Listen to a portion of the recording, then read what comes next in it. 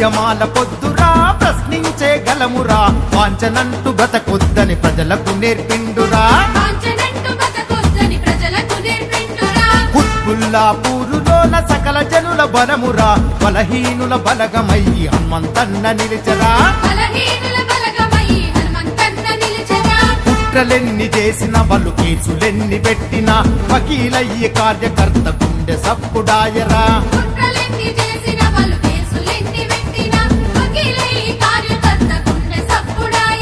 కుత్బుల్లాపూరులోన కాంగ్రెస్ కు అడ్డెవడని మన అన్న హనుమంతన్న భయమయ్యి నిలిచినాడు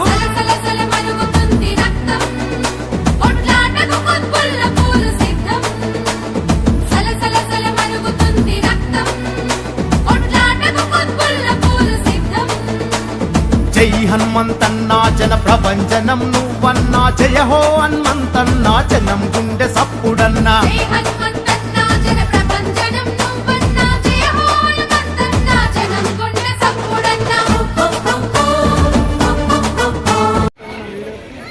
స్వర్ణశ్రీ మహిళా మండలి సభ్యులు వాళ్ళకిచ్చిన సపోర్ట్కి ఇప్పుడు ఇస్తున్న సపోర్ట్కి ఇంకా చేయబోయే సపోర్ట్కి ఎప్పుడు అలా హనుమంత్ రెడ్డి గారి సపోర్ట్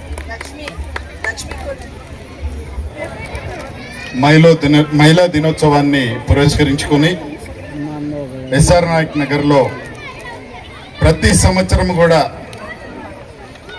సోదరిమణి మణి గారి ఆధ్వర్యంలో చాలా చక్కగా పెద్ద ఎత్తున కార్యక్రమాలను ఏర్పాటు చేసి మరి మమ్మల్ని అందరినీ కూడా ప్రతి సంవత్సరం ఆహ్వానిస్తూ మీ అందరినీ కలుసుకునే అవకాశం కల్పిస్తున్నటువంటి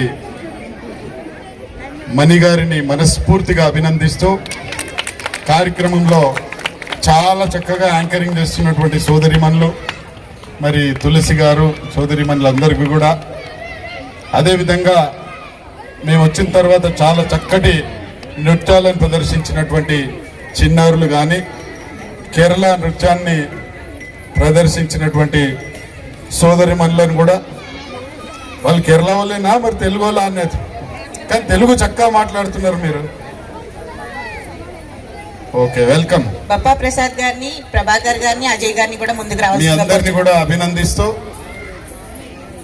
పొద్దున్న నుంచి చాలా కార్యక్రమాల్లో పాల్గొనడం జరిగింది. మరి మీకు ఇప్పుడే చెప్తా ఉన్నారు, మహిళా మండళ్లకు రంగారావు గారు కానీ, మన్నెరాజు గారు కానీ, శ్రీధర్ రెడ్డి గారు, మరి నాగిరెడ్డి గారు, హరి గారు, అదేవిధంగా శ్రీనివాస్ గారు, సీతారాం రెడ్డి గారు, నాగిరెడ్డి గారు, సంజీవరెడ్డి గారు, మరి మిత్రులందరూ కూడా పేరు పేరున మీ అందరికీ కూడా వారికి మహిళా సంఘాలకు మీరు ఇస్తున్నటువంటి ప్రోత్సాహానికి మిమ్మల్ని అందరినీ కూడా అభినందిస్తూ ఇదే రకంగా మహిళలను మనం ముందుకు పెట్టి మనం వెనకాలండి ప్రతి కార్యక్రమాన్ని కూడా నడిపితే తప్పకుండా అన్ని కుటుంబాలు కూడా బాగుపడతామనేటువంటి నమ్మకం విశ్వాసంతో ఇవాళ ప్రతి ప్రభుత్వం కూడా పనిచేస్తూ ఉంది. ముఖ్యంగా ఇప్పుడే చెప్పినారు లక్ష్మి గారు కానీ, మన్నెరాజు గారు కానీ చెప్పినారు, రేవంత్ రెడ్డి గారు చిత్తశుద్ధితో మహిళలందరినీ మహారాణులను చేయాలని, 1 కోటి మంది మహిళలను ఈ టర్మ్లోనే కోటీశ్వరులను చేయాలని చెప్పి వారు ఒక దృఢ సంకల్పంతో మహిళల గురించి ఎంత పెద్ద మాట చెప్పారు. అయితే 1 కోటి మంది మహిళలను కోటీశ్వరులను చేయాలని చెప్పి రేవంత్ రెడ్డి గారు మాట్లాడితే ఒక బుద్ధి లేని నాయకుడు, ప్రతిపక్ష నాయకుడు ఏం చెప్తాడండి?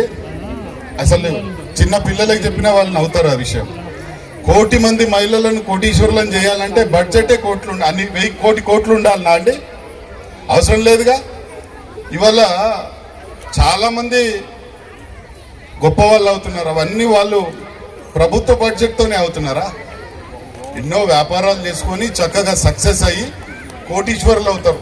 వాళ్ళు కోటీశ్వరులు కావడానికి వారికి ప్రోత్సాహాన్ని ఇస్తాం, వారికి పెట్టుబడిని ఇస్తాం, వారికి అన్ని రకాలుగా వారి బిజినెస్ చేసుకోవడానికి ఇవ్వడం ద్వారా వాళ్ళని కోటీశ్వరులను చేస్తామని చెప్పి రేవంత్ రెడ్డి గారు చెప్తుంటే 10 సంవత్సరాలు ఏమీ చేయలేనటువంటి వ్యక్తి ఇవాళ అవహేళన చేస్తూ కోటి మంది మహిళలను కోటీశ్వర్లను చేయాలంటే 1 కోటి కోట్లు బడ్జెట్ ఉండాలట.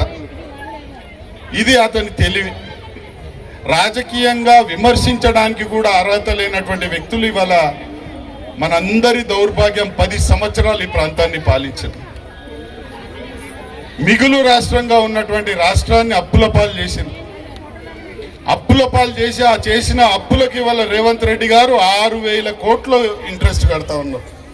అయినప్పటికీ కూడా ఎక్కడ కూడా వెనుకడుగు వేయకుండా ఇవాళ ప్రతి ఒక్కరికి ఇవాళ మహిళలు మీరందరూ ఉన్నారు. మీ పిల్లలందరికీ రేపు పొద్దున చదివించుకుంటున్నారు మీరు కష్టపడి. మీ చదివించుకుంటున్న పిల్లలందరికీ కూడా ఉద్యోగ ఉపాధి జరగాలనా వద్దా? దొరకాలంటే అందరికీ ప్రభుత్వ ఉద్యోగాలు రావు. మరి బడ్జెట్ చూస్తేనేమో మొత్తం అప్పుల పాలు చేసిపోయిండు. మీ పిల్లలందరికీ భవిష్యత్తులో ఇప్పుడు ఉన్నటువంటి పిల్లలందరికీ కూడా ఉద్యోగ ఉపాధి అవకాశాలు దొరకాలంటే మన రాష్ట్రంలో కూడా పెద్ద ఎత్తున పెట్టుబడులు రావాలి. పెట్టుబడులు వస్తే పెద్ద పెద్ద ఇండస్ట్రీస్ కానీ ఇవాళ మీరు చూస్తూ ఉన్నారు ఫ్యూచర్ సిటీని తీసుకురావడం జరిగింది. ఆ ఫ్యూచర్ సిటీ ఎవరి కోసం అండి?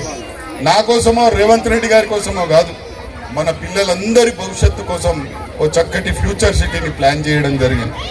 దానికోసం దేశ విదేశాల నుండి పెట్టుబడిదారులను, పెద్ద పెద్ద ఇండస్ట్రీలను, వాణిజ్య సంస్థలను ఇక్కడికి ఆహ్వానించడం ద్వారా, గ్లోబల్ సమిట్ ఏర్పాటు చేయడం ద్వారా 5,75,000 కోట్ల పెట్టుబడులు ఇవాళ మన తెలంగాణ రాష్ట్రానికి వస్తూ ఉన్నాయి ఫ్యూచర్ సిటీలో.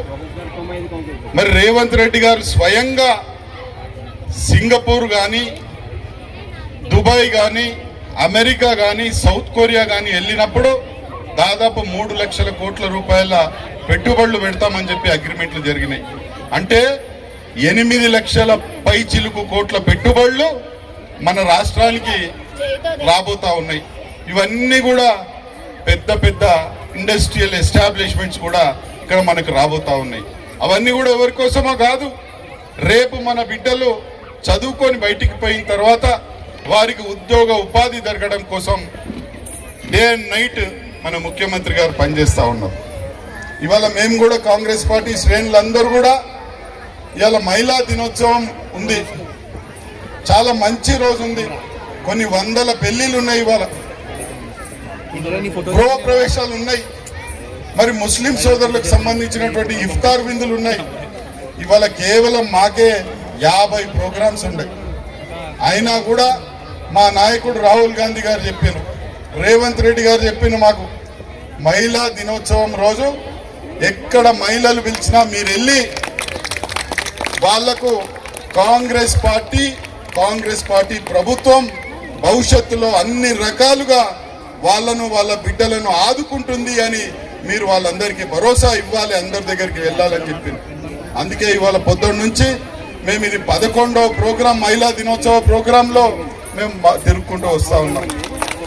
దినోత్సవ కార్యక్రమాలందరూ కూడా అక్కడ మీరు ఇక్కడ పెద్ద ఎత్తున్నారు, కొన్ని చోట్ల కొంత తక్కువ ఉన్నా అక్కడికి కూడా వెళ్ళి వాళ్ళతో మాట్లాడడం జరిగింది.